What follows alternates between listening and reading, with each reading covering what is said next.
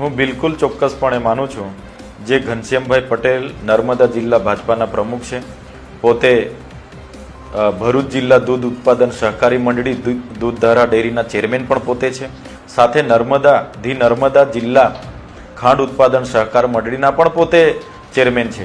તો આટલા હોદ્દા ધરાવીને પોતાનો વગ વાપરીને જ્યારે પણ અમારા જેવા નેતાઓ, અમારા જેવા કોઈ ખેડૂતો કે કોઈ પશુપાલકો એમની સામે રજૂઆતો કરવા જાય છે ત્યારે એ પોતાનો વગ વાપરીને બચી જાય છે।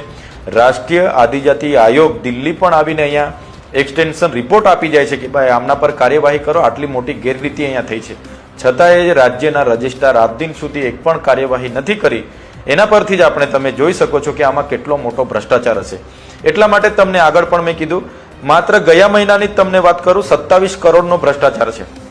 તારીખ 1/8/2024 થી 31/8/2024 સુધીમાં દૂધધારા ડેરીનો 27 કરોડનો ભ્રષ્ટાચાર છે। એમાં તમને કીધું એ રીતના ગામમાં પશુપાલકો નથી, દૂધ ભરાતું નથી, છતાં 47,000 લીટર દૈનિક દૂધ બતાવવામાં આવે છે।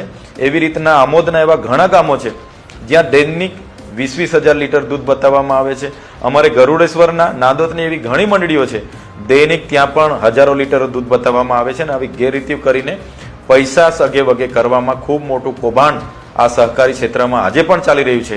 આજે મનસુખભાઈ જેવા પીઢ નેતા, સિનિયર સાંસદ મહેશભાઈ હોય, પ્રકાશભાઈ દેસાઈ હોય કે સુનિલભાઈ પટેલ હોય, અરુણસિંહ રાણા હોય કે જેવા નેતાઓ આજે મેદાનમાં જંગ લડી રહ્યા છે। કેમ કે ક્યાંક ને ક્યાંક અંદરો અંદર ભાગ બટાઈમાં એમને સંતોષ નથી થયો, એટલા માટે આજે ખૂબ મોટી લડાઈ આજે નર્મદા અને ભરૂચ જિલ્લામાં ચાલી રહી છે।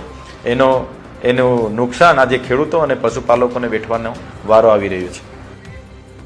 બિલકુલ ચેતરભાઈ, ખેડૂતોને નુકસાન થઈ રહ્યું છે, પશુપાલકોને નુકસાન થઈ રહ્યું છે। જો તમે સહકારિતા ક્ષેત્રે એન્ટ્રી કરો છો તો કયા પ્રકારનું પરિવર્તન લાવી શકો? અમારો ધ્યેય ભરૂચ અને નર્મદા જિલ્લાના ખેડૂત, પશુપાલકો અને જે પણ લોકો છે આની સાથે સંકળાયેલા લોકોને કઈ રીતના એમાં આગળ લાવી શકાય। કેમ કે પશુપાલન અને ખેતી એ અમારા વિસ્તારનું મૂળભૂત વ્યવસાય છે। આજે ઘણી મહિલા મંડળો, આજે અમારે હમણાં થોડા દિવસ પહેલા મીટિંગ હતી, મહિલા મંડળો, દૂધ મંડળીઓ બધું ચોપડા પર બોલે છે। ઘણી મંડળીઓ મૃત હાલતમાં છે, ઘણી ફડચામાં ગઈ છે। તો કેમ કે આવા વહીવટદાર, આવા ચેરમેનો, આવા વહીવટ કરનાર લોકોના લીધે આજે ખૂબ જ હાલાકીનો સામનો કરી રહેવો પડે છે। ત્યારે અમે એક બાજુ ટ્રાઇબલ બજેટમાંથી કરોડો રૂપિયા આપીએ છીએ, આ દૂધધારા મંડળીને નર્મદા ટ્રાઇબલ સપ્લાનમાંથી અમે 10 કરોડ રૂપિયા આપ્યા છે એને ત્યાં જીનિંગ ચાલુ કરવા માટે, અને એમને જગ્યા આપી છે, છતાંય અમને કોઈ ફાયદો નથી થયો। તો આવનાર દિવસોમાં અમારા જેવા લોકો આમાં આવે, લોકોનું હિત માટે કામ કરે અને નર્મદા અને ભરૂચ જિલ્લાના ખેડૂતો અને પશુપાલકોને ન્યાય આપવાનું કામ કરશે।